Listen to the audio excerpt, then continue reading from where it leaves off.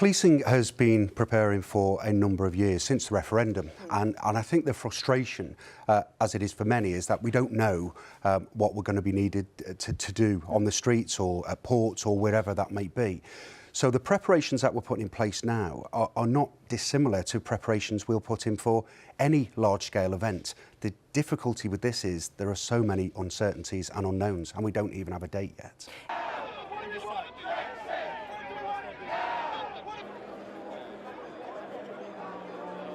I've heard this many times, that there are extra officers on the street. Let me be really clear. We have no extra officers. In fact, what we have are fewer officers than we had 10 years ago, 22,000 fewer, almost 22,000 fewer. But that being said, the officers that we have will step up, because that's what we do. MPs, you dictators!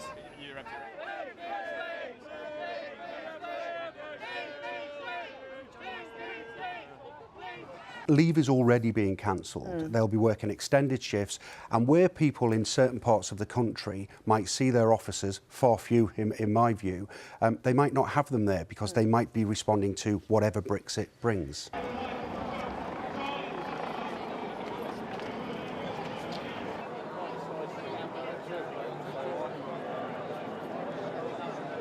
And this is my plea to the public. Look, I'm a police officer and I feel saddened and angry about what's happened to policing, but let me put that to one side, because this is about doing what's right for the country. The public will not have the service from policing, from local policing, that they might expect. It will be reduced in the times of Brexit, because we certainly don't know what's going to happen. So the public need to understand that and bear with us.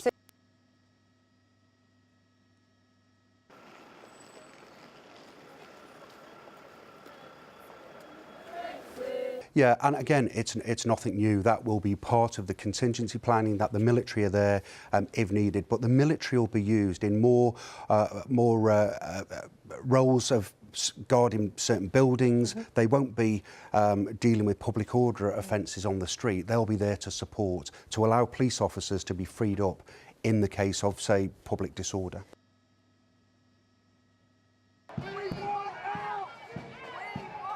We do think it is important that people who have that access to the public do understand the impact of what they're saying and what says. And it was particularly because what they say may give permission or be perceived as giving permission to other people. And it may be some people we know the boundaries aren't quite the same as some of those people in public office.